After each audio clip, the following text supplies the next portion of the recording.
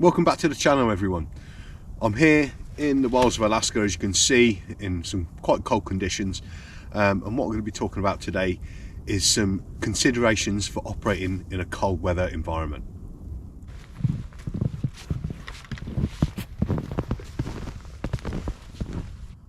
So I've been out here for a couple of weeks now working with Ivar Berkman, and we've been out in various conditions, all of it pretty cold. So I thought it'd be quite appropriate to actually talk about something that's to do with the environment, because as we all know, the environment does change how you operate, and it will have an effect on how you operate. As much as people say it won't, it will. Okay, so what I'm going to do is I'm just going to talk through some considerations when working in a cold environment in a tactical scenario. So to do with your equipment, how you're going to prep it, and what sort of kit you're going to need in this kind of cold weather environment.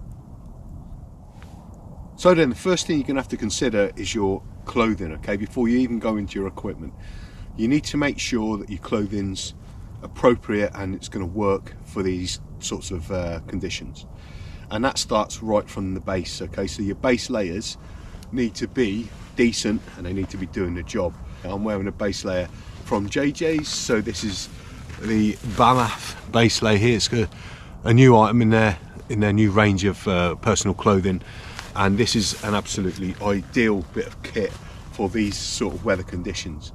So what it does is it stops any moisture that builds up, because you will be sweating with the amount of equipment you're going to be carrying, and we'll cover that later on. You will end up getting a little bit hot. You can try and avoid that as much as possible, but in a tactical environment you can't just keep stopping and stripping clothes off and on all the time. You can do it to a degree, but not just constantly. So your base layer needs to keep your temperature regulated, so you need to be staying as warm as possible but not overheat. And a zip there that you can undo in case you do start getting a bit hot is absolutely perfect for what we're talking about. Over the top of that then, what I've got is one of these grid fleeces. It's a US Marine Corps issue one. I got this quite cheap off a military surplus shop over here in the States. Obviously there's loads of different types of these things, but a fleece layer as a mid layer is absolutely perfect for these cold conditions. So at the moment I'm not super toasty, but I'm not cold either. I'm kind of just right. And when you want to be stepping off on a patrol or any kind of tactical type stuff, then the saying, as you know, hikers say, be bold, start cold, because you are going to heat up, especially when you're carrying, you know, everything on your back.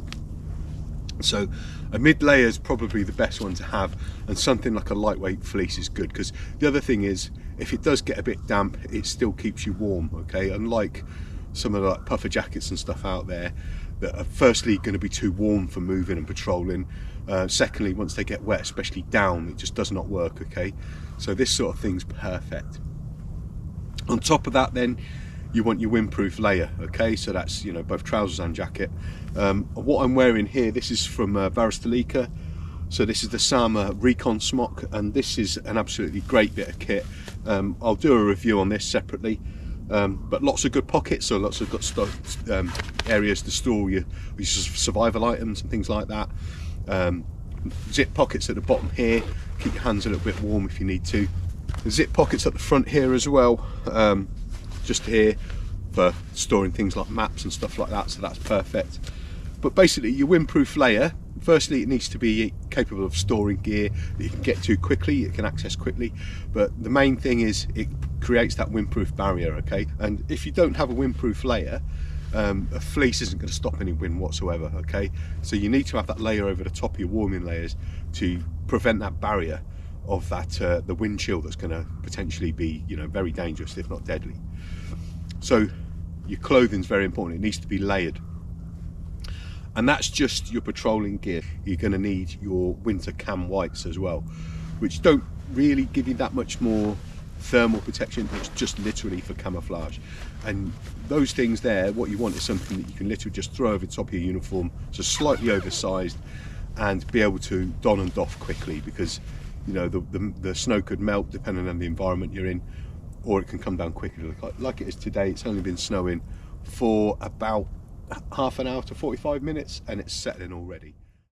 Other items of clothing like accessories, these are really important too. Okay, so you know, if you were in the military, you're probably going to be wearing a helmet, aren't you? But when you're not wearing a helmet, when you're in the cold conditions and you're stopping, you're going to need some kind of warm hat. So this is a merino beanie, again from Varistelica. It's in that nice Finnish MO5 camo pattern, which is the same as the smock. But you know, no matter what the camouflage pattern is, or whether it's just a plain colour, it needs to, you know, be warm. Merino wool's obviously a great material for that. Goes without saying, really, you need to have a good set of gloves. So these are a pair of Gore-Tex gloves from Outdoor Research. You know, they're going to do a really good job of protecting my hands from the cold, because it's your extremities that feel it more than anything. And they need to be able to be, you know, you need to have dexterity in your fingers to be able to operate a weapon system. So mittens are great for keeping your hands warm, but if you do wear mittens, they need to have the capability of moving into, you know, taking the top off to be able to operate a weapon system. Otherwise it's pointless wearing them. I'd much rather wear gloves, and a good pair like this that have got a small layer of thin gelatin as well to keep your hands warm. So one thing that's kind of underrated is your neck, okay? So at the moment I'm not wearing anything around my neck because I just took my shemag off. Something like a shemag or a snud are absolutely great for keeping that warmth in around your neck, because this is a big area here for the heat to start escaping away from your body. So putting something like that on is going to do wonders for keeping the warmth in, and it's easily removable as well. So I've got that on now, and I can instantly feel the benefit of that, trapping the hot air and the warmth in. If I was moving tactically, if I was patrolling with a large load on, a rucksack on or whatever, as I say, I can take that off quickly and I can unzip my base layer and help vent, and, you know, get that hot air out if I am starting to overheat. So talking about footwear then, your footwear, your boots need to be suitable for the environment that you're working in. So in a cold environment, you need to have protection from the elements, so stuff like Gore-Tex. They obviously need to be worn in and comfortable for you. Underneath that then, a decent pair of socks that's going to provide comfort, warmth and help prevent blisters. And then potentially a set of gaiters as well to help keep the snow out and to give you added protection. Also, your footwear may need to be compatible with snowshoes or skis depending on how you're operating. Next thing I'm going to talk about is your fighting order then. So I'm not going to go through a whole sort of kit loadout of my gear here, but I'm just going to go through the key considerations for this kind of environment.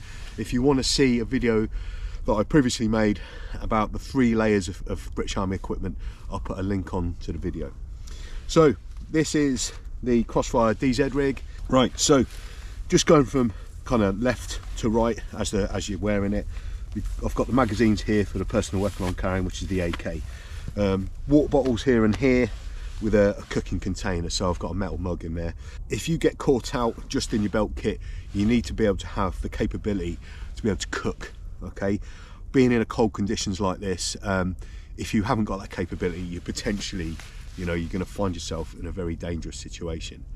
Going into the butt pack here then, what I've got at the top is a trauma pouch, okay? So this is the American issue one, and inside here I've got everything I need for managing some sort of trauma injury, a gunshot or something like that.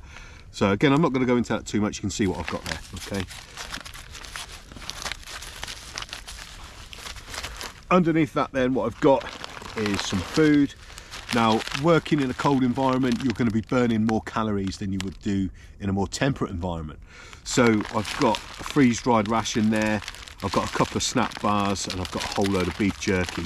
So, you know, you could probably get away with that for 24 hours. Obviously, you're going to need water to reconstitute that meal, but as you can see around us, there's lots of snow, isn't there?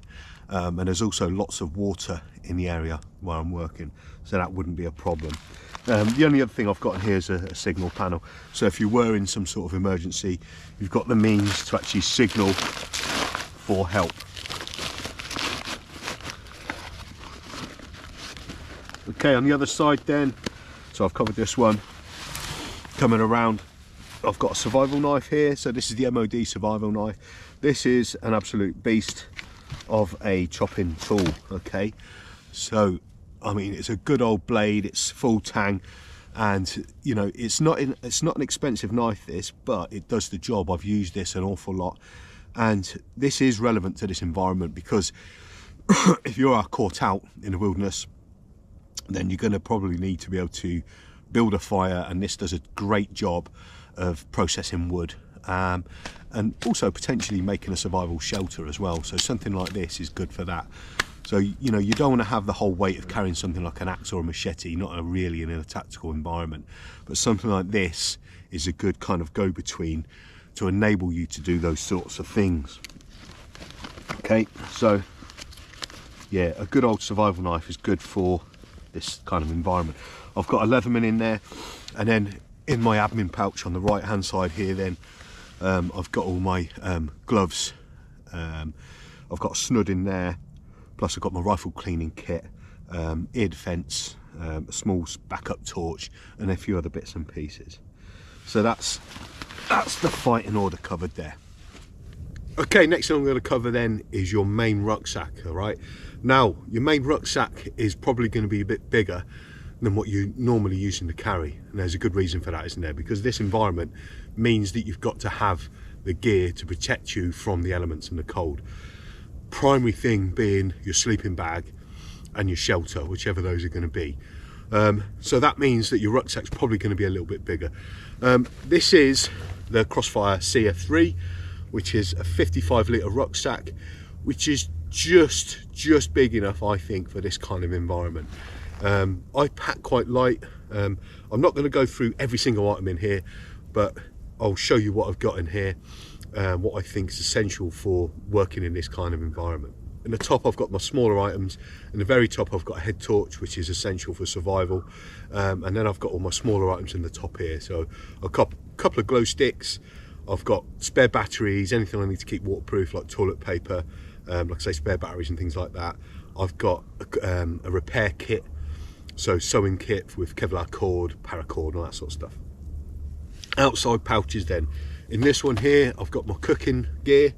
So I've got a gas cooker with a big gas bottle, I've got my brew kit, and I've got a load of snacks. In this one here I've got rations for 2 days. Okay, rations then, you need to make sure you're carrying enough rations for the duration of your operation, and then some emergency. So the stuff in my belt kit, in my fighting order, that's my emergency rations. It's not what I plan to eat, but it's there just as a backup.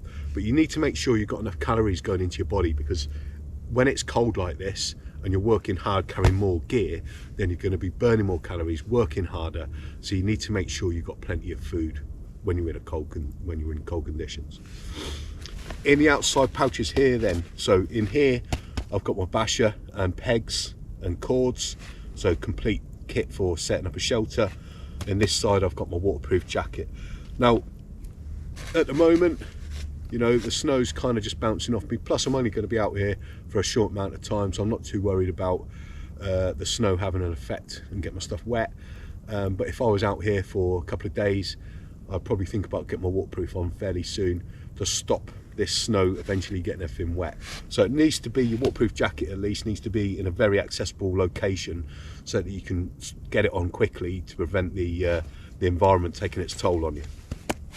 Opening up the main compartment then, underneath here I've got my wash kit, which is mainly to do with cleaning my teeth, but I've got some other small items for hygiene.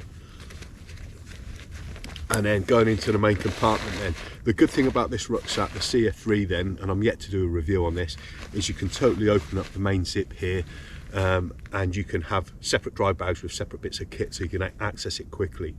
At the moment though, I'm using this as in an old school method, where I'm just using it as one big bucket with the Bergen liner at the top, which brings me nicely on to my next point. Everything needs to be 100% waterproofed for obvious reasons. Okay, if it gets wet, a lot of your stuff will just be useless. So you need to have a decent waterproof dry liner or dry liners, depending on how you're operating. And then inside I've got other dry liners as well, just to organise my kit and to give it that extra layer of waterproofness. So first thing at the top I've got here then is my waterproof trousers. And no, I don't wear these very often, but in this kind of condition I'd say it's probably an essential bit of kit. Next thing I've got then, this is all my spare clothing. So I've got 3 pairs of socks in here, I've got a spare base layer, and I've got a warm jacket, and that's all compressed down into that package there. Obviously your warm layer needs to be near the top of your Bergen, or if not at the very top, because when you stop you're going to have to put that layer on fairly quickly to prevent yourself going down with hypothermia. Okay, sleeping mat.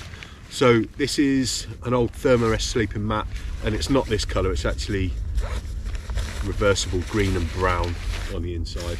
I bought this second hand off eBay quite a few years ago, and it's still going strong.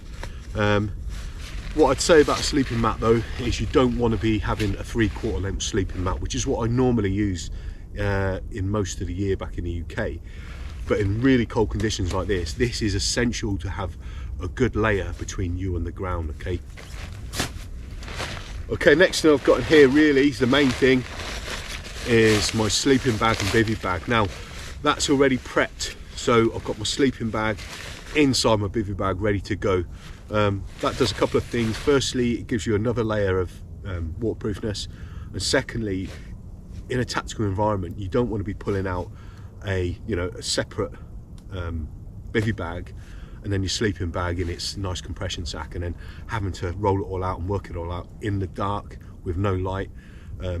So in a tactical environment, the way to go is to have it pre-prepped, ready to go, so you just literally pull it out and you can get in the thing, because you don't want to be messing around in the middle of the night, not being able to put lights on, and having that flipping faff and pain in the backside.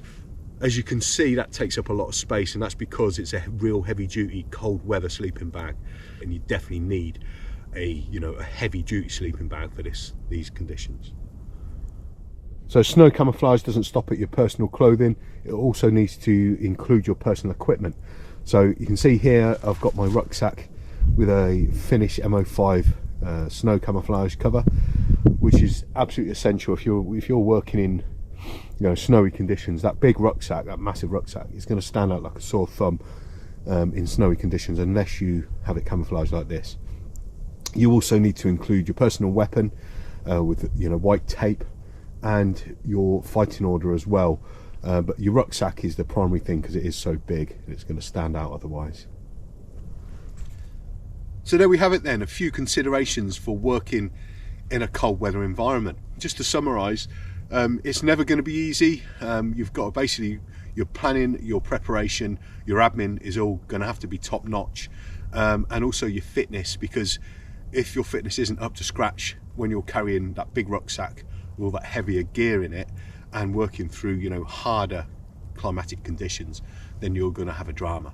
Okay, so think about that as well. As we all know, once you're out there and reality hits, if you're not ready for it, if you're not fit enough, and your kit isn't squared away, then you're going to have dramas pretty quickly. So if anyone out there has got anything to add on what I've said, and it was just a brief brush over, guys, this is nothing in major detail, put them in the comment section below. I'll be interested to see what you've got to say. Let me know what you think, and as always, stay prepared.